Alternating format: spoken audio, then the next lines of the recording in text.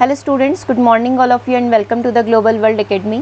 सो आज के सेशन को स्टार्ट करते हैं। आज के सेशन में हम लोग यहाँ पर पढ़ने वाले सोशल साइंस, सामाजिक विज्ञान को, और एक प्रीवियस ईयर पेपर हम लोगों ने यहाँ पर डिसाइड किया है जिसके कुछ क्वेश्चंस हम लोग यहाँ पर कंप्लीट करेंगे ताकि आपको एक आइडिया हो जाए कि किस तरीके के क्वेश्चंस यहाँ पर एग्जाम में पूछे जाते हैं।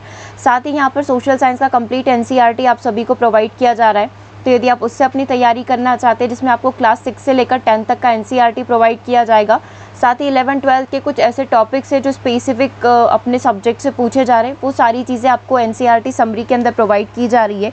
सो जितने भी स्टूडेंट एनसीईआरटी समरी क्लास 6 से लेकर 10 तक की प्रिपेयर करना चाहते हैं, ज़रूर से एक बार ऐप को विजिट कर लीजिएगा। ओके, तो सेशन को स्टार्ट करते हैं। सबसे पहला क्वेश्चन आपकी स्क्रीन पर है। ऐसी स्थिति जहाँ किसी काम में लगाए गए श्रमिकों की संख्या वास्तव में आवश्यक से अधिक हो जाती है, या दूसरे शब्दों में कहें तो जनसंख्या का एक हिस्सा जिसे पूरी क्षमता पर काम में नहीं लगाया गया है, उसे किस रूप में जाना जाता है। तो ये क्लास 9th में आपका एक चैप्टर है ना, उसी से पूछा हुआ क्वेश्चन है, बेरोजगारी के प्रकार, है ना। तो उसी से चैप्टर से रिलेटेड ये आपका क्वेश्चन है, किस प्रकार की बेरोजगारी ये यहाँ पर हो सकती है ना। मतलब आप इस क्वेश्चन की लैंग्वेज को समझे तो वास्तविकता से बहुत ज़्यादा संख्या में मजदूर या फिर श्रमिक यहाँ पर अवेलेबल है। ठीक है, इंग्लिश में भी देखना चाहे तो आपको फर्स्ट लाइन से पूरी चीज़ समझ में आ जाएगी। A situation where the number of workers employed in a job are much more than actually required. हमें जितनी रिक्वायरमेंट थी उससे कई ज़्यादा श्रमिक जो है हमारे पास अवेलेबल है। ठीक है, अनैच्छिक बेरोजगारी हो सकती है। ठीक है, ये ऐच्छिक होगी, ये संरचनात्मक स्ट्रक्चर होगी, या फिर प्रच्छन्न बेरोजगारी इसको बोला जाएगा। क्या आंसर यहाँ पर हो सकता है? मान लो आप यही समझो कि ये क्वेश्चन आपके एग्जाम में आया हुआ है, आपके पेपर में आया हुआ है। ठीक है, करेक्ट आंसर क्या होगा? प्रच्छन्न बेरोजगारी इसको यहाँ पर बोला जाएगा। क्लियर है? ठीक है, अब चाहें आप तो बेरोजगारी के प्रकार पढ़ सकते हैं, ये पीडीएफ आप सभी को मिल जाएगा, प्रैक्टिस भी कर लीजिएगा। ठीक है, तो सबसे पहले 1 बाय 1 करके हम लोग सारी प्रकार की जो बेरोजगारी है, अनएम्प्लॉयमेंट है, उसके बारे में देखते हैं। सबसे पहले चक्रीय बेरोजगारी के बारे में देखिए। हर एक क्वेश्चन आपका एक कॉन्सेप्ट क्लियर करके जाएगा। ठीक है, तो जितने भी क्वेश्चन पढ़ोगे उतने ही टॉपिक आपके प्रिपेयर होते जाएंगे। चक्रीय बेरोजगारी तब होती है जब समग्र मांग में गिरावट के परिणाम स्वरूप व्यक्ति अपनी नौकरी खो देता है। ठीक है, अगर कुल मांग में गिरावट लगातार बनी रहती है तो इसे या तो मांग में कमी, सामान्य या कैनेसियन बेरोजगारी यहाँ पर कहा जाता है। बेसिकली आप ये ऐसा बोल सकते हैं कि इस प्रकार की बेरोजगारी है कि व्यक्ति अपनी यहाँ पर नौकरी खो देगा। जस्ट लाइक आप एग्जांपल देख लो इसका कि 2008-2010 में जो मंदी आई थी, जो रिसेशन आया था, उसके कारण जो बेरोजगारी है उसको चक्रीय बेरोजगारी यहाँ पर कहते हैं। ठीक है, बेसिकली हम लोग यहाँ पर कहते हैं कि एक बहुत बड़े बल्क में जो है लोगों को यहाँ पर निकाल दिया गया है। ठीक है, क्योंकि मांग है ही नहीं, तो इतने सारे लोग अगर हम लोग श्रमिकों को रखेंगे भी सही तो इतनी ज़्यादा डिमांड मार्केट में नहीं है, तो उन सबको वहाँ पर हमको निकालना पड़ेगा, जैसे आईटी वगैरह में चलता रहता है ना। चलिए आगे बात करते हैं, संरचनात्मक स्ट्रक्चर बेरोजगारी क्या होती है। संरचनात्मक बेरोजगारी तब होती है जब बाजार की स्थितियों में दीर्घकालीन परिवर्तन के कारण कुछ उद्योगों में गिरावट आ जाती है। आर्थिक संरचना में भारी परिवर्तन या तो किसी कारक या आपूर्ति या उत्पादन के कारक की मांग को प्रभावित करता है। मतलब बिल्कुल स्ट्रक्चर तरीके से, जस्ट लाइक एक किसी भी चीज़ में कोई भी दिक्कत आई है तो ये सारी चीज़ों को यहाँ पर क्या करेगी? अफेक्ट करेगी। तो इस तरीके से ये चीज़ें क्या करती है? अनएम्प्लॉयमेंट को अफेक्ट करती है। संरचनात्मक रोजगार आर्थिक विकास, तकनीकी उन्नति और नवाचार का एक स्वाभाविक परिणाम है जो दुनिया भर में हर क्षेत्र में तेज़ी से हो रहा है। एग्जाम्पल आप देख सकते हैं, जैसे जैसे पुराने उद्योगों का पतन हुआ है, नए उद्योग उभरे हैं, जैसे उच्च तकनीक का निर्माण हुआ है, आईटी, कंप्यूटिंग, बीमा और इंटरनेट आदि कंपनियां बन गई हैं। हालांकि नए उद्योगों को पिछले भी निर्माण कार्यों के लिए एक अलग कौशल सेट की आवश्यकता हो सकती है, और यह वह है जो संरचनात्मक बेरोजगारी का कारण बन सकती है। मतलब संरचनात्मक नई नई चीज़ें आती जा रही है जिसके कारण जो है पुराने लोग जो ऑलरेडी एम्प्लॉयड थे उनके ऊपर अफेक्ट पड़ रहा है। ठीक है, तीसरा आप देखिए, शास्त्रीय बेरोजगारी यहाँ पर क्या होती है। शास्त्रीय बेरोजगारी तब होती है जब मजदूरी जो होती है बहुत ज़्यादा होती है। आप इसको ऐसा समझो कि यहाँ पर कोई भी वर्कर, कोई भी श्रमिक है, वो बहुत ज़्यादा यहाँ पर डिमांड कर रहे हैं, है ना, वो बहुत ज़्यादा मजदूरी यहाँ पर चाहते हैं, उसको शास्त्रीय बेरोजगारी यहाँ पर कहा जाएगा। 1930 के दशक से पहले बेरोजगारी की यह व्याख्या आर्थिक सिद्धांत पर हावी थी, जब श्रमिकों को कम मजदूरी स्वीकार नहीं करने या फिर बहुत अधिक मजदूरी मांगने के लिए दोषी ठहराया गया था। शास्त्रीय बेरोजगारी को वास्तविक मजदूरी बेरोजगारी भी यहाँ पर कहा जा सकता है। ठीक है, आगे देखिए, मौसमी बेरोजगारी क्या होती है। मौसमी बेरोजगारी मौजूद है क्योंकि कुछ उद्योग वर्ष के निश्चित समय पर ही अपने उत्पादों का उत्पादन या फिर वितरण करते हैं। मौसमी बेरोजगारी जस्ट लाइक मौसम के अनुसार आप मांग कर सकते हो, जैसे कि कृषि में होता है। कृषि में कोई स्पेसिफिक सीजन होता है जहाँ पर श्रमिकों को काम मिलता है, है ना, उसके बाद जो है वो कुछ महीने फ्री बैठे रहते। तो इस प्रकार की बेरोजगारी के समय आने पर जस्ट लाइक पर्यटन वाली चीज़ हो गई, तो वो सारी चीज़ें किसके अंदर आती है, मौसमी बेरोजगारी के अंदर आती है ना। मतलब कि कुछ सीज़न उनका काम रहेगा, फिर बाकी सीज़न वो फ्री रहेंगे। अगला आता है प्रतिरोधात्मक बेरोजगारी, घर्षण बेरोजगारी, जिसे खोज बेरोजगारी भी कहा जाता है। यह तब होती है जब कर्मचारी अपनी वर्तमान नौकरी खो देते हैं और दूसरी नौकरी खोजने की प्रक्रिया में रहते हैं। मतलब एक नौकरी उन्होंने छोड़ दी अपनी इच्छा से, स्वैच्छिक, या उनको निकाल दिया गया, अब वो दूसरी नौकरी ढूंढ रहे। तो ये जो टाइम पीरियड है जब एक नौकरी को छोड़कर दूसरी नौकरी को वो सर्च करेंगे, इस टाइम पीरियड को, मतलब उनका जो खाली समय है, इसको कहा जाता है प्रतिरोधात्मक बेरोजगारी। क्योंकि ये कभी भी ज़ीरो नहीं हो सकती, क्योंकि ऐसा नहीं है ना कि सब व्यक्ति जो है एट ए टाइम सारे के सारे लोग जॉब कर रहे होंगे, क्योंकि किसी ने अपनी एक नौकरी छोड़ी होगी, फिर वो दूसरी सर्च कर रहा होगा, है ना। तो कुछ समय जो टाइम पीरियड है, इस टाइम पीरियड को ही हम लोग क्या बोलते हैं, प्रतिरोधात्मक बेरोजगारी बोलते हैं, है ना। इससे पता चलता है कि किसी भी समय शून्य बेरोजगारी असंभव है, क्योंकि कुछ कर्मचारी हमेशा नौकरी बदलने की प्रक्रिया में रहते हैं। ठीक है, तो ये प्रोसेस जो है एक हम लोग बोल सकते हैं सर्कुलर है, चलती रहती है। ठीक है, फिर आ जाता है स्वैच्छिक बेरोजगारी। स्वैच्छिक बेरोजगारी को एक ऐसी स्थिति के रूप में परिभाषित किया गया जब श्रमिक वर्तमान संतुलन मजदूरी दर पर काम नहीं करना चाहते हैं। ठीक है, मतलब वो नहीं चाहते उस पर काम करना, जस्ट लाइक मजदूरी कम मिल रही है, कोई भी रीज़न हो सकते हैं, एक कारण या किसी अन्य के लिए श्रमिक श्रम बाजार में भाग नहीं लेने का चुनाव कर सकते हैं कि नहीं मुझे नहीं करना है ना। वो खुद अपनी स्वेच्छा से यहाँ पर बेरोजगार है, तो उसको स्वैच्छिक बेरोजगारी यहाँ पर आप कह सकते हैं। प्रच्छन्न बेरोजगारी, जिसका क्वेश्चन आपसे एग्जाम में पूछा गया था, है ना, जो फर्स्ट क्वेश्चन आपका यही था। ठीक है, ये एक ऐसी स्थिति है जिसमें वास्तविक आवश्यकता से अधिक लोग कार्य कर रहे होते हैं, यहाँ तक कि अगर कुछ लोग वापस ले लिया जाता है तो भी उत्पादन प्रभावित नहीं होता है। दूसरे शब्दों में यह अधिशेष जनशक्ति वाले रोजगार की स्थिति को संदर्भित करता है, जिसमें कुछ श्रमिकों की सीमांत उत्पादकता शून्य हो जाती है। जनसंख्या में तेजी से वृद्धि और वैकल्पिक नौकरी के अवसरों की कमी के कारण कृषि में अत्यधिक भीड़भाड़ को भारत में प्रच्छन्न बेरोजगारी के मुख्य कारणों में से एक माना गया है। ठीक है, तो समझ में आ गया कि वास्तविकता से ज़्यादा लोग जहाँ पर एक ही जगह कार्य कर रहे हैं, जहाँ पर उनकी आवश्यकता भी नहीं है, उसको प्रच्छन्न बेरोजगारी कहा जाता है। अब कुछ 4 प्रकार की भी इन जनरल बेरोजगारी मानी जाती है। शिक्षित बेरोजगारी, मतलब कि शिक्षित होने के बाद भी वो रोजगार की तलाश कर रहे हैं या उनको अपनी योग्यता के अकॉर्डिंग नौकरी नहीं मिल रही है, वो शिक्षित बेरोजगारी है। तकनीकी बेरोजगारी, उत्पादन में तकनीकों में कुछ बदलाव का परिणाम है जो अधिक श्रम की आवश्यकता यहाँ पर नहीं हो सकती है। आधुनिक तकनीकी पूंजी गहन होने के कारण कम मजदूरों की आवश्यकता होती है और इस प्रकार की बेरोजगारी में ये योगदान करती है। मतलब आपने देखा है बहुत सारी जगह टेक्नोलॉजी आ गई, आर्टिफिशियल इंटेलिजेंस आ गया है ना, जिसकी वजह से क्या हो रहा है, जो भी कर्मचारी, मानव कर्मचारी यहाँ पर काम कर रहे हैं, उनको निकाला जा रहा है। फिर आ जाता है आकस्मिक बेरोजगारी।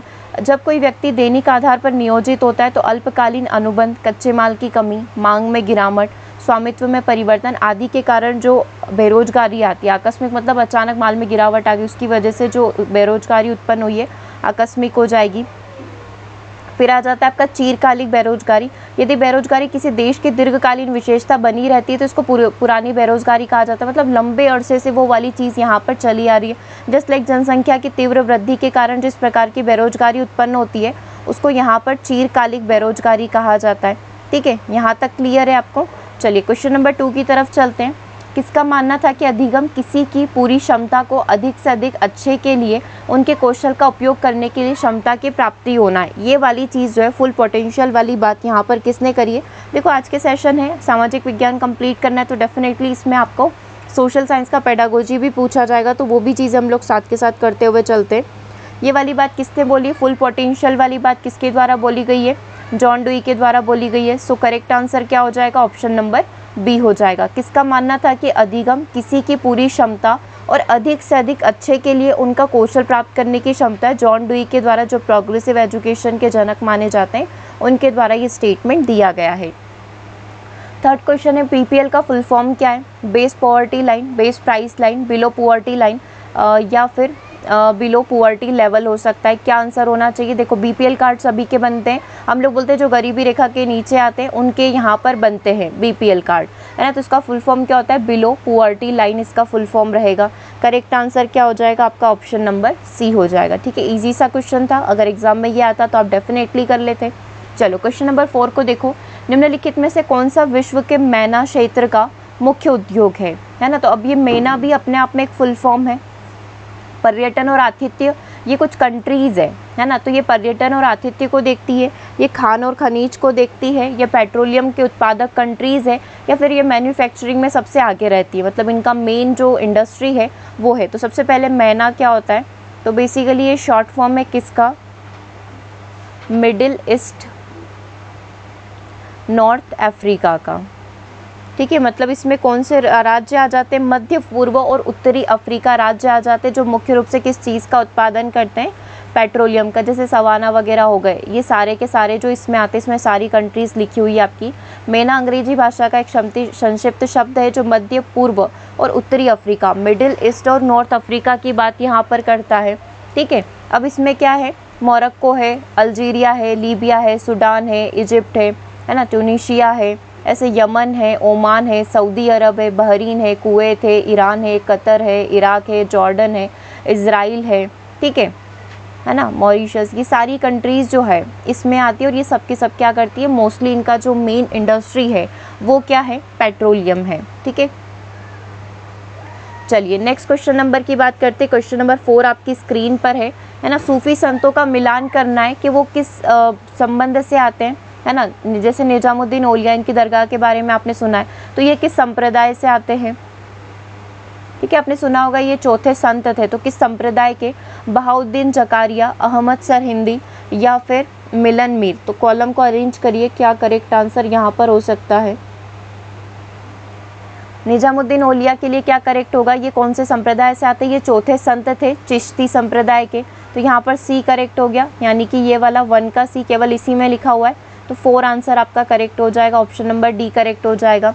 निजामुद्दीन औलिया जो है चिश्ती संप्रदाय से आते हैं, बहाउद्दीन जकारिया जो है आपके सुहरवाड़ी संप्रदाय से हैं, अहमद सरहिंदी इनका भी काफ़ी नाम है। ठीक है, तो ये नक्शबंदी संप्रदाय से हैं, और मिलन मीर जो है ये कादरी संप्रदाय से। ठीक है, ध्यान रहेगी ये चारों चीज़ें, डी आंसर आपका करेक्ट हो जाएगा।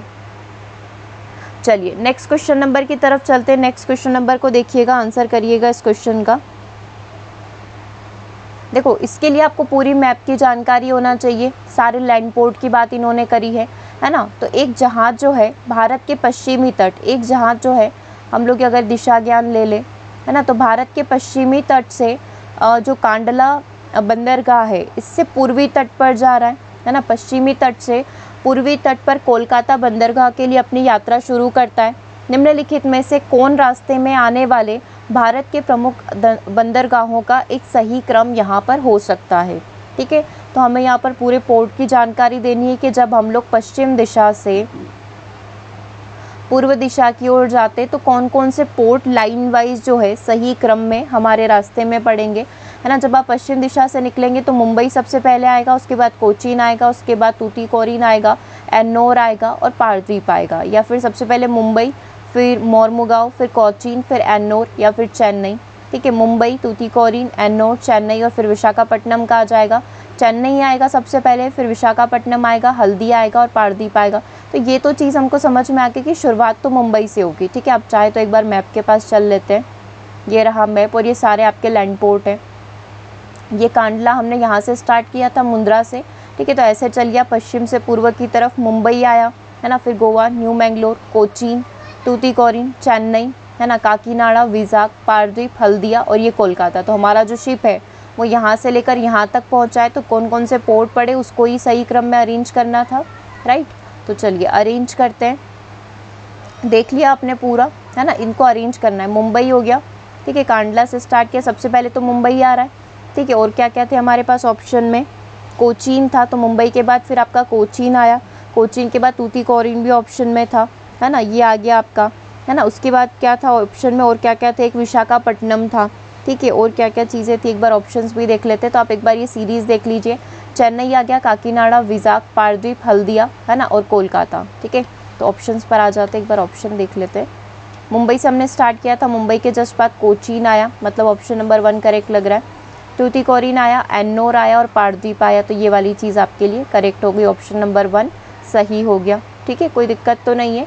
नेक्स्ट क्वेश्चन नंबर 7 की तरफ बढ़ते हैं, बहुत ईजी क्वेश्चन है। समुद्र में पौधों की गहराई को मापने के लिए पौधों की जो गहराई है कहाँ तक प्रतिबंधित है। In the sea plants are rusticated up the depth of, उनकी जो डेप्थ होती है कहाँ तक होती है, उनकी जो गहराई कहाँ तक हो सकती है, यस, क्या आंसर यहाँ पर होना चाहिए क्वेश्चन नंबर 7 का 200 मीटर तक हो सकती है। ऑप्शन नंबर बी आपका करेक्ट हो जाएगा।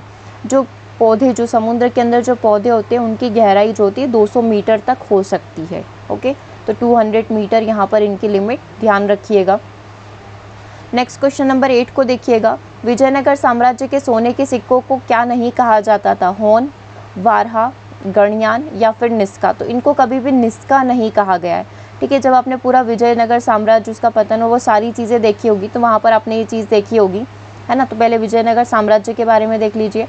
विजयनगर साम्राज्य भारत के डेक्कन क्षेत्र में स्थित था। 1336 में संगम राजवंश के 2 भाई, इसका पूछा जाता है, हरिहर राय और बुक्का राय के द्वारा इसको स्थापित किया गया था, जो बेदार, नायक, होयसाल, तुलुवा समुदाय के सदस्य थे। विजयनगर साम्राज्य मध्यकालीन का एक साम्राज्य था। इसके राजाओं ने 310 वर्ष तक राज्य किया और इसका वास्तविक नाम जो है कर्नाटक साम्राज्य था। तो वहाँ पर जो सिक्के थे उनको आप होन बोलते थे, वारहा बोलते थे, गणयान बोलते थे, लेकिन क्या नहीं बोलते थे? निस्का नहीं बोलते थे। तो निस्का ही क्या हो जाएगा? आपका आंसर हो जाएगा। ठीक है, चलिए नेक्स्ट क्वेश्चन की तरफ चलते हैं। क्वेश्चन नंबर 9, 1991 में नई आर्थिक नीति के कार्यान्वयन के दौरान प्रत्यक्ष विदेशी निवेश जो है बढ़ा दिया गया था। पहले विदेशी निवेश जो था, जो फॉरेन डायरेक्ट इन्वेस्टमेंट FDI था, उसकी लिमिट कुछ और थी और 1991 में जो हमारी नई न्यू इकोनॉमिक पॉलिसी आई थी उसमें इसका परसेंटेज बढ़ा दिया गया था। 50 से 70 कर दिया, 40 से 51, 30 से 40 या फिर 30 से 39। तो 1991 से पहले 40 था और इसके बाद क्या कर दिया था कि कोई भी जो बाहरी विदेशी कंपनी है वो भारत में अपना 51% तक का जो है निवेश यहाँ पर कर सकती है अपनी कंपनी का। तो 40 था, फिर कितना हो गया? 51 हो गया। ठीक है, तो इस चीज़ को ध्यान रखिएगा, बी आंसर आपका करेक्ट हो जाएगा। नेक्स्ट क्वेश्चन नंबर 10 को देखिएगा। क्वेश्चन नंबर 10 की बात करते हैं। नेक्स्ट क्वेश्चन आपकी स्क्रीन पर है। निम्नलिखित में से किसने परियोजना पद्धति के विकास को प्रभावित किया है? परियोजना पद्धति, प्रोजेक्ट मेथड की बात किसके द्वारा करी गई? सुकरात के द्वारा, जॉन डुई के द्वारा, पेस्टोलॉजी के द्वारा या फिर कॉमेनियस के द्वारा। ठीक है, तो इसको आगे बढ़ाने का कार्य या इसको जो डेवलप करने का कार्य, ठीक है, किसके द्वारा किया गया? जॉन डुई के द्वारा किया गया। तो ऑप्शन नंबर 1 जो बी है, जॉन डुई, आपका यहाँ पर करेक्ट आंसर हो जाएगा। क्लियर है यहाँ तक? जॉन डुई में कोई दिक्कत नहीं है। ठीक है, चलिए, क्योंकि इसके जनक जो है किलपैट्रिक को माना जाता है, लेकिन जो है इस पर ज़्यादा काम किया है, इसको कम्प्लीटली डिफाइन करने का कार्य जॉन डुई ने किया है ना, जो कि आपके प्रोग्रेसिव एजुकेशन के फादर भी हैं। नेक्स्ट क्वेश्चन नंबर 12 को देखिएगा। क्वेश्चन नंबर 12 आपकी स्क्रीन पर है। किसने कहा कि पाठ्यचर्या एक कलाकार शिक्षक के हाथ में मौजूद वह टूल है जिसे वह अपने स्टूडियो में अपने आदर्शों यानी कि उद्देश्यों के अनुसार अपनी सामग्री यानी कि विद्यार्थियों को ढाल सकता है? इस प्रकार की डेफिनेशन किसके द्वारा दी गई है? मुनरो के द्वारा, ऑथर कनिंघम के द्वारा, रॉबर्ट डाहल के द्वारा या फिर HL लासवेल के द्वारा इसको यहाँ पर दिया गया है। क्या आंसर करेक्ट है? ये जो डेफिनेशन है ऑथर कनिंघम के द्वारा, जिन्होंने एक शिक्षक की तुलना एक कलाकार से करी है ना, बच्चे की तुलना जो है यहाँ पर एक सामग्री से करी है। इस तरीके से डेफिनेशन देने वाले ऑथर कनिंघम है। क्लियर है? नेक्स्ट क्वेश्चन नंबर 13 को देखिएगा। किसने प्रधानमंत्री की भूमिका को सरकार की लिंचपिन यानी कि धुरी की कील बताया था? तो सबसे पहले ये चीज़ होनी चाहिए कि लिंचपिन ऑफ गवर्नमेंट होता क्या है। बेसिकली प्रधानमंत्री को जो है यहाँ पर बोला जाता है सरकार की लिंचपिन, ठीक है, यानी कि धुरी की कील, क्योंकि जो पूरा मैनेजमेंट करने का जो कार्य होता है वो PM करता है। तो ये जो उपाधि है ये किसके द्वारा जो है लाई गई थी? जवाहरलाल नेहरू के द्वारा, अल्लादी कृष्ण स्वामी के द्वारा, डॉक्टर राजेंद्र प्रसाद के द्वारा, सरदार वल्लभ भाई पटेल के द्वारा। जवाहरलाल नेहरू के द्वारा लाई गई थी, है ना। तो किसने प्रधानमंत्री की भूमिका को सरकार की लिंचपिन कहा? ये भी आपकी क्लास 9 की NCERT जब आप पढ़ते हैं तो उसमें ये जानकारी आपको मिल जाती है। तो ऑप्शन नंबर 1 यहाँ पर आपका करेक्ट हो जाएगा। देखो जितने भी क्वेश्चन हम लोग कर रहे हैं इसमें कुछ 1 से 2 क्वेश्चन ऐसे हैं जस्ट लाइक दिस, जो थोड़ा सा हमें जो है स्टैटिक GK की बात कर रहे हैं या कुछ करंट अफेयर्स के क्वेश्चन है। मैक्सिमम क्वेश्चन आपके क्लास 6 से लेकर 10 तक की NCERT के ही हैं, ठीक है। केवल 2 एशियाई देश भूतापी संस्थापित क्षमता के 1 गीगावाट देश क्लब में शामिल हो चुके हैं, है ना। वे देश कौन कौन से हैं? ऐसी कोई एशियन कंट्रीज़ है 2 जिन्होंने यहाँ पर जियोथर्मल इंस्टॉल कैपेसिटी लगभग 1 गीगावाट तक पहुँचा दी है। वो कौन सी 2 कंट्रीज़ है? मलेशिया सिंगापुर है, इंडोनेशिया फिलीपींस है, लाओस और कंबोडिया है या फिर भारत और चीन है। इंडोनेशिया और फिलीपींस ऐसी 2 कंट्रीज़ है, एशियन कंट्रीज़ है, ठीक है। बी आंसर आपका करेक्ट हो जाएगा। नेक्स्ट क्वेश्चन नंबर 15 को देखिएगा, किस समिति ने राजनीति के आपराधीकरण का जिक्र किया था, है ना, जो नेता और अपराधियों के बीच में घनिष्ठ संबंध में सामने आया था। तो ऐसी कौन सी कमेटी बनाई गई थी जिसने ये वाली चीज़ सामने लेकर आई थी, है ना, Santhanam committee, N Vohra committee, Shri K Chaudhary committee या फिर शरद कुमार। तो अभी जितनी भी कमेटियां हैं उन सभी की जानकारी आप ज़रूर से एक बार ले लेना, है ना, क्योंकि ये सारी चीज़ें जो हमारी सोशल लाइफ से कनेक्टेड है इसके बारे में हमें पता होना चाहिए। ओके, तो करेक्ट आंसर क्या होगा, एन वोहरा कमेटी के द्वारा ये सारी जानकारी दी गई थी, मतलब इस पर एक रिपोर्ट पेश की गई थी। नेक्स्ट क्वेश्चन नंबर 16 को देखिएगा, वे समाज जो किसानों को अल्पावधि के लिए ऋण की सुविधा प्रदान करते हैं, है ना, कृषि ऋण आपूर्ति के लिए कार्यक्रम, निजी कृषि साख समितियां, प्राथमिक कृषि साख समितियां या फिर व्यक्तिगत कृषि ऋण प्रणाली, जो बेसिकली किसानों को कुछ समय के लिए यहाँ पर ऋण प्रदान करती है। कौन सी समिति यहाँ पर हो सकती है, ये सरकार के द्वारा बनाई गई है ना, क्या होगी ये, प्राथमिक कृषि साख समितियाँ जो है यहाँ पर करेक्ट आंसर है ऑप्शन नंबर सी, यानी PACS जो है प्राइमरी एग्रीकल्चर क्रेडिट सोसाइटी। आप इसके बारे में थोड़ा सा डिटेल देख सकते हैं। प्राथमिक कृषि ऋण समिति भारत में सबसे मूलभूत और सबसे छोटी सहकारी ऋण प्रदान करने वाली संस्था है।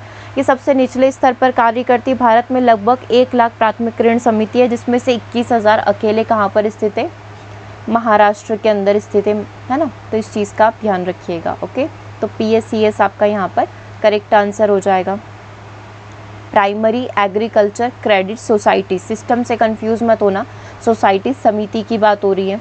चलिए नेक्स्ट क्वेश्चन की बात करते हैं। क्वेश्चन नंबर 17 को देखिएगा, किसी व्यक्ति को सार्वजनिक कार्यालय में कार्य करने से रोकने के लिए जारी किया गया प्रादेश यानी कि जो रीट है जिसका वह अधिकारी नहीं है ना, मतलब ऐसा कि कोई भी व्यक्ति, मतलब कोई भी सरकारी कर्मचारी है, किसी भी पद पर वो आसीन हो सकता है ना, तो किसी व्यक्ति को सार्वजनिक कार्यालय में कार्य करने से रोकने के लिए एक आदेश जारी किया गया है, जैसे फलाना मंत्री हो गया, कोई भी हो गया, मतलब वो अब कोई भी डिसीजन वहाँ के नहीं ले सकता। तो इस प्रकार का जो भी आदेश जारी किया गया है वो परमादेश कहलाता है, अधिकार पृच्छा कहलाता है, उत्प्रेषण कहलाता है या प्रतिषेध कहलाता है ना, मतलब आप उस CM को या PM को या किसी भी व्यक्ति को रोक रहे हो कि नहीं, अब से आप कोई डिसीजन नहीं ले सकते, ऐसा एक कोई भी आदेश पारित हुआ है, उसको अधिकार पृच्छा यहाँ पर कहा जाता है। तो बी आंसर आपका करेक्ट हो जाएगा। अब इसके बारे में थोड़ा सा देख लेते हैं। अधिकार पृच्छा एक प्रकार की याचिका होती है जिसके माध्यम से किसी सार्वजनिक पद पर बैठे व्यक्ति से यह पूछा जाता है कि उसने किस अधिकार या शक्ति के तहत अमुक काम किया है या फिर निर्णय लिया है, ठीक है, और हम लोग इसी अधिकार, इसी याचिका के तहत उसको किसी भी डिसीजन को लेने से रोक सकते हैं, ठीक है। जैसे आपने बहुत सारी मूवीज़ वगैरह में आई थिंक ये वाली चीज़ देखी भी होगी, है ना, उनसे उस समय जो है वो अधिकार छीन लिया जाता है ना, कुछ समय के लिए। चलिए आगे बात करते हैं क्वेश्चन नंबर 18 की। हार्वर्ड गार्डनर ने प्रस्तावित किया है बहुबौद्धिकता का सिद्धांत, द्विकारक का सिद्धांत, बहुकारक सिद्धांत या फिर सामूहिक कारक का सिद्धांत। तो आपको पता है कि हार्वर्ड गार्डनर के द्वारा MI थ्योरी ऑफ इंटेलिजेंस दिया गया है। तो करेक्ट आंसर क्या हो जाएगा, ऑप्शन नंबर सी हो जाएगा।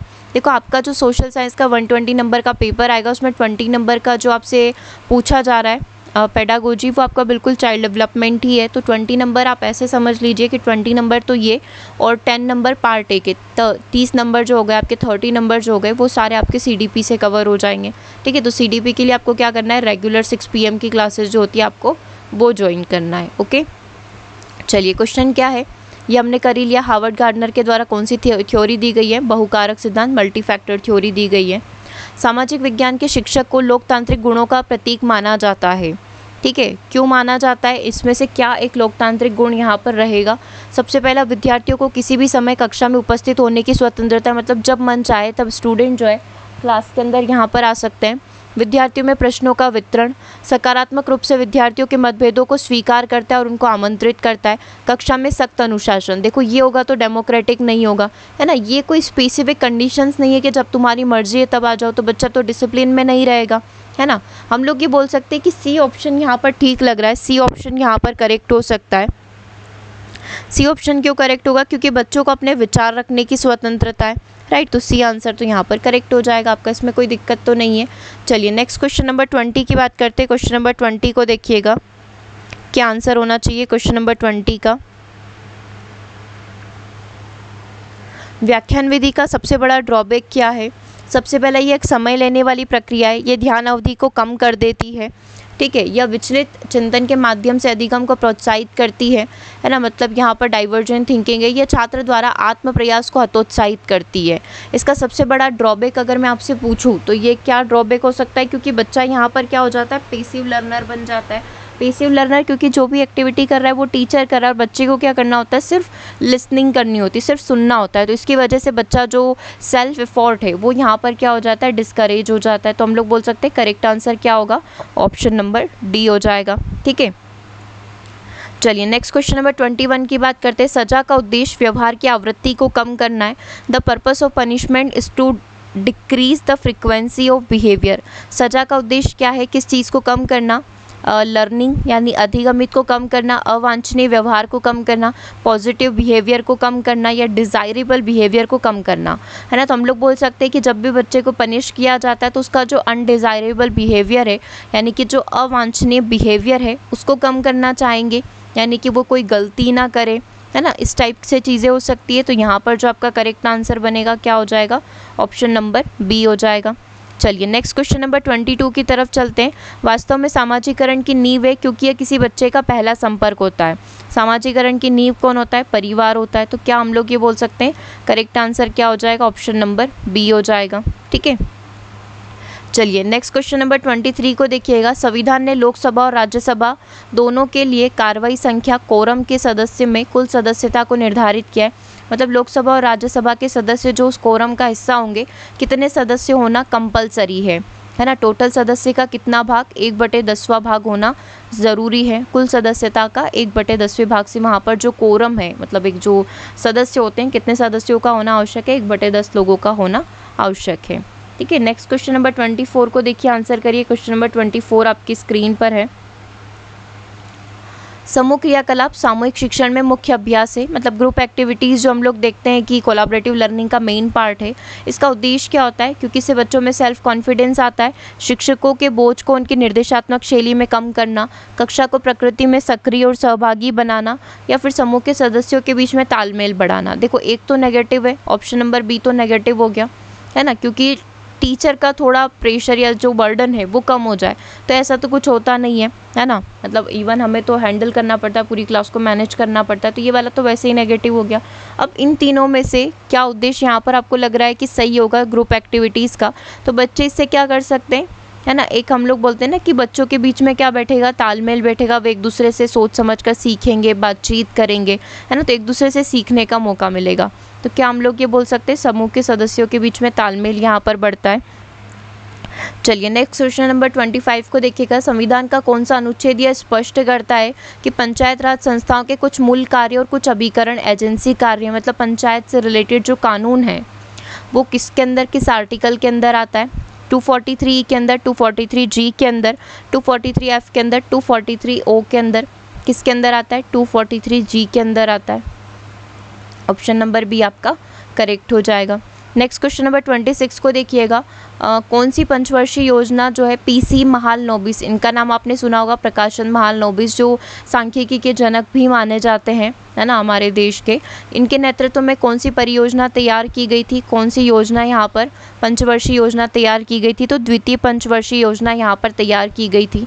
करेक्ट आंसर क्या हो जाएगा, ऑप्शन नंबर 1 हो जाएगा, ठीक है। द्वितीय पंचवर्षीय योजना इनके द्वारा तैयार की गई थी। अब चाहें तो इनके बारे में देख सकते हैं। तेजी से औद्योगिकीकरण के ऊपर ये केंद्रित थी, इंडस्ट्रियलाइजेशन आप इसको बोल सकते हैं। सार्वजनिक क्षेत्र का विकास और औद्योगिकीकरण की बात इसमें करी गई थी। 1953 में भारतीय सांख्यिकीवाद जो है प्रशांत चंद्र महालनोबिस के द्वारा विकसित एक आर्थिक विकास मॉडल, जिसको महालनोबिस मॉडल के नाम से भी जाना जाता है। योजना ने लंबे समय तक चलने वाले आर्थिक विकास को अधिकतम करने के लिए उत्पादक क्षेत्रों के बीच में निवेश के इष्टतम आवंटन को निर्धारित करने का प्रयास किया था। इन्होंने संचालन, अनुसंधान और अनुकूलन के प्रचलित अत्याधुनिकी तकनीकों के साथ साथ भारतीय सांख्यिकी संस्थान में विकसित सांख्यिकी मॉडल के उपन्यास अनुप्रयोगों का उपयोग भी किया। योजना ने एक बंद अर्थव्यवस्था की कल्पना करी, जिसमें मुख्य व्यापारिक गतिविधियां पूंजीगत वस्तुओं के आयात पर केंद्रित रहती है, ठीक है। दूसरी पंचवर्षीय योजना से बुनियादी और पूंजीगत अच्छे उद्योगों के प्रतिस्थापन की दिशा में एक निर्धारित चीज़ पर जोर दिया गया, ठीक है। तो ये पूरी सेकेंड अपना पंचवर्षीय योजना है। नेक्स्ट क्वेश्चन नंबर 27 को देखिए, आंसर करिए। 27 का आंसर क्या होगा, किसका उपयोग सामान्यतः कक्षा के अंदर और बाहर विद्यार्थियों के विषय में अनौपचारिक शिक्षा का अवलोकन करने के लिए किया जाता है। मतलब इन जनरल हम बच्चों के व्यवहार को ऑब्जर्व करना चाहते हैं तो हम किस चीज़ का प्रयोग, किस पैरामीटर का प्रयोग यहाँ पर कर सकते हैं? इसका आंसर होगा कम्युलेटिव का प्रयोग कर सकते हो, चेकलिस्ट का कर सकते हो, रेटिंग का कर सकते हो या एनेक्डोटल का कर सकते हो। डेफिनेटली एनेक्डोटल का प्रयोग किया जाता है इस चीज़ के अंदर, ठीक है, क्योंकि हमने आकलन, जब भी हमने मूल्यांकन चैप्टर पढ़ते हैं तो उसमें आकलन की कितनी तकनीकें होती हैं, है ना, तो ये सारी ऑब्जेक्टिव टेक्निक्स के बारे में हम लोगों ने देख रखा है ना। कम्युलेटिव में उसका सारा रिकॉर्ड यहाँ पर रहता है, ठीक है। तो अनौपचारिक शिक्षा का अवलोकन करने के लिए हम लोग क्या करते हैं? एनेक्डोटल रिकॉर्ड्स का प्रयोग करते हैं। नेक्स्ट क्वेश्चन नंबर 28 को देखिएगा। कक्षा में विद्यार्थियों के सभी प्रकार के रचनात्मक कार्यों को प्रदर्शित करने के लिए निम्नलिखित में से किसका उपयोग विशिष्ट रूप से किया जाता है? बच्चे की जितनी भी क्रिएटिव स्किल्स है उसको दिखाने के लिए हम लोग फ्लैनल बोर्ड का, चुंबकीय बोर्ड का, पैक बोर्ड का या फिर बुलेटिन बोर्ड का प्रयोग करते हैं। कोई भी इन्फॉर्मेशन या कोई भी सिलेबस या कोई भी असाइनमेंट्स यदि हमें बच्चों तक पहुंचाना होता है या कोई भी ज़रूरी इंस्ट्रक्शंस होते हैं, है ना, तो हम लोग किसका प्रयोग करते हैं? बुलेटिन बोर्ड का प्रयोग करते हैं, राइट। क्योंकि फ्लैनल बोर्ड तो ऐसा हो गया कि उसमें एक जो मलमल का कपड़ा लगा होता है, जो छोटे बच्चे होते हैं, जो किड्स होते हैं, उनके लिए हम लोग इसका प्रयोग करते हैं। ब्लैक बोर्ड हम नॉर्मली प्रयोग करते हैं क्लास में लिखने के लिए, इंस्ट्रक्शंस देने के लिए। सेम इसी तरीके से पिन लगाने वाला अपना पैक बोर्ड हो जाता है, ठीक है। तो किसी भी रचनात्मक कार्य को कि बच्चों ने कोई क्रिएटिव टास्क किया या कोई भी इंस्ट्रक्शन देना है तो उसके लिए हम लोग किसका प्रयोग करते हैं? बुलेटिन बोर्ड का प्रयोग करते हैं। ये आपका टीचिंग लर्निंग मटीरियल्स जो है उसका एक टॉपिक है पेडागोजी का, ठीक है, तो वहीं से पूछा गया क्वेश्चन है। नेक्स्ट क्वेश्चन नंबर 29 को देखिएगा। न्याय पंचायतें कहाँ पर प्रचलित है? बेसिकली पंचायतों की बात कहाँ पर होती है? गाँव में होती है ना, तो ऑप्शन नंबर बी आपका करेक्ट हो जाएगा।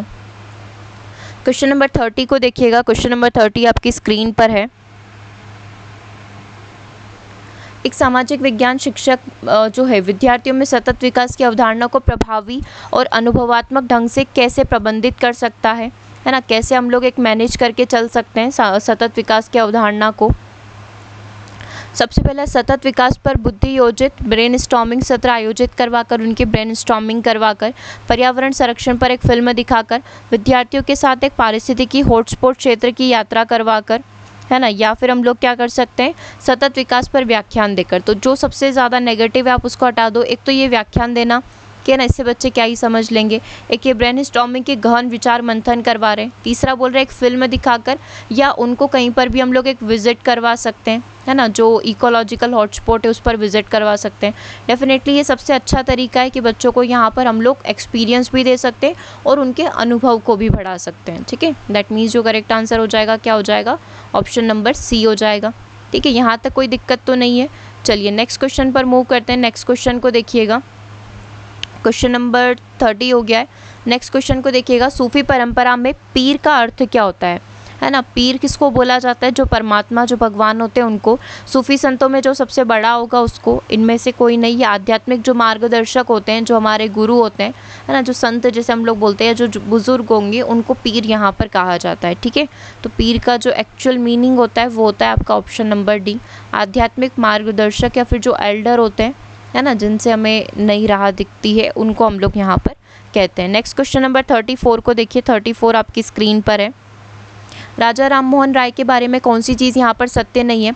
उन्होंने सती प्रथा को समाप्त किया था, उन्होंने बनारस हिंदू विश्वविद्यालय की स्थापना करी, उन्होंने ब्रह्म समाज की स्थापना करी और वो एक वकील थे। तो इनको लेकर कौन सा स्टेटमेंट इनकरेक्ट है? क्योंकि बनारस हिंदू विश्वविद्यालय की स्थापना तो इन्होंने नहीं करी थी ना, तो ये स्टेटमेंट इनकरेक्ट है। बाकी सारी चीज़ें सही है। आप चाहें तो यहाँ पर देख सकते हैं सारी चीज़ें, इनके बारे में सारी चीज़ें लिखी हुई है ना। भारतीय पुनर्जागरण का अग्रदूत और आधुनिक भारत का जनक इनको कहा जाता है। माता और पिता के नाम है इनके रमाकांत और माता का नाम तारिणी देवी था। ब्रह्म समाज के संस्थापक हैं, भारतीय भाषाई प्रेस के प्रवर्तक हैं, जन जागरण और सामाजिक सुधार आंदोलन के प्रणेता हैं और बंगाल में नव जागरण युग के ये पितामह थे। भारतीय स्वतंत्रता संग्राम और पत्रकारिता के कुशल संयोग से दोनों क्षेत्रों को गति प्रदान इन्होंने करी थी। उन्होंने आंदोलन में जहां पत्रकारिता को चमक दी, वहीं उनकी पत्रकारिता ने आंदोलन को सही दिशा दिखाने का प्रयास किया, इसीलिए राजा राम मोहन राय प्रसिद्ध हैं। चलिए नेक्स्ट क्वेश्चन नंबर 35 को देखिए, आंसर करिए। साइमन कमीशन की सिफारिश के बारे में कौन सा कथन सत्य है? साइमन कमीशन की जो सिफारिश थी, है ना, जो आपने देखा होगा कि एक पूरे 7 लोगों का समूह था जो इन्होंने कुछ सिफारिशें रखी थी। क्या इन्होंने सती प्रथा के उन्मूलन की बात कही थी, केंद्र में विधायिका के उन्मूलन की बात, बाल विवाह के उन्मूलन की बात, या फिर इन्होंने द्वैत शासन का उन्मूलन करने की बात कही थी? क्या आंसर करेक्ट हो जाएगा? ऑप्शन नंबर डी करेक्ट हो जाएगा। अब ये चीज़ कैसे करेक्ट है इसके बारे में आप थोड़ी सी जानकारी यहाँ से ले सकते हैं। सबसे पहला साइमन आयोग 7 ब्रिटिश सदस्यों का समूह था जिसका गठन 8 नवंबर 1927 को भारत में संविधान सुधारों के अध्ययन के लिए किया गया था। इनका मुख्य कार्य क्या था? मॉन्टेग्यू चेम्सफोर्ड सुधार की जांच करना था। ठीक है। 3 फरवरी 1928 में साइमन कमीशन भारत आया। भारतीय आंदोलनकारियों ने साइमन कमीशन वापस जाओ करके इसका बहुत ज़्यादा विरोध किया था। अब इनके क्या क्या उद्देश्य थे वो आप यहाँ पर देख सकते हैं। सबसे पहला, इन्होंने 2 बार भारत का दौरा किया। पहली बार फरवरी मार्च 1928 में किया, है ना, और दूसरी बार जो है अक्टूबर 1928 में किया था। साइमन कमीशन ने मई 1930 में अपनी रिपोर्ट प्रस्तुत करी। 27 मई 1930 को ब्रिटिश सरकार के द्वारा इसको प्रकाशित कर दिया गया था। इनकी रिपोर्ट में क्या था कि भारत में उच्च न्यायालय को भारत सरकार के अधीन रखा जाना चाहिए। इसके अलावा प्रांतों में उत्तरदायी शासन लागू करने की प्रक्रिया को आरंभ कर देना चाहिए, क्योंकि आपको पता है कि नवाबी शासन, राजा महाराजा वाला शासन भारत में पहले चलता था। ठीक है। इस रिपोर्ट में यह भी कहा गया था कि वर्मा को भारत से अलग कर देना चाहिए, वर्मा जो उसको भारत से अलग कर देना चाहिए, तथा सिंध और उड़ीसा को नए प्रांतों के रूप में स्थापित किया जाना चाहिए। इसके अलावा इस रिपोर्ट में भारत परिषद को अभी बनाए रखना चाहिए, लेकिन उसके अधिकारों में कमी करी जाए, मतलब इनके पास जितने भी राइट्स से अधिकार है वो कम कर लिए जाए। इस रिपोर्ट पर विचार विमर्श करने के लिए तथा भारत की संवैधानिक समस्या का समाधान निकालने के लिए लंदन में 3 गोलमेज सम्मेलन का आयोजन किया गया, लेकिन कांग्रेस में सिर्फ जो है सेकेंड वाला जो गोलमेज सम्मेलन था उसी में पार्टिसिपेट किया था। ठीक है। तो ये साइमन कमीशन से रिलेटेड पूरी बात हो गई। ओके। तो ये कुछ 35 क्वेश्चन जो है आज के सेशन में एक पेपर के हम लोगों ने यहाँ पर कंप्लीट कर लिए। तो आपने देखा मोस्टली क्वेश्चन जो है आपके पेडागोजी के हैं। तो आपको बस ये करना है कि जो अच्छा स्कोर करना है तो सब्जेक्ट तो डेफिनेटली आपको पढ़ना ही है, लेकिन आप पेडागोजी भी अपने पास एक प्लस पॉइंट है कि हाँ पेडागोजी से बहुत अच्छा स्कोर यहाँ पर कर पाएंगे। ओके। तो आज के सेशन को हम लोग यहीं ओवर कर रहे हैं। इसके आगे के जो क्वेश्चन है वो हम लोग नेक्स्ट सेशन में कंप्लीट कर लेंगे। ओके। तो ओवर करते हैं आज के सेशन को, मिलेंगे नेक्स्ट सेशन में। Thanks for watching.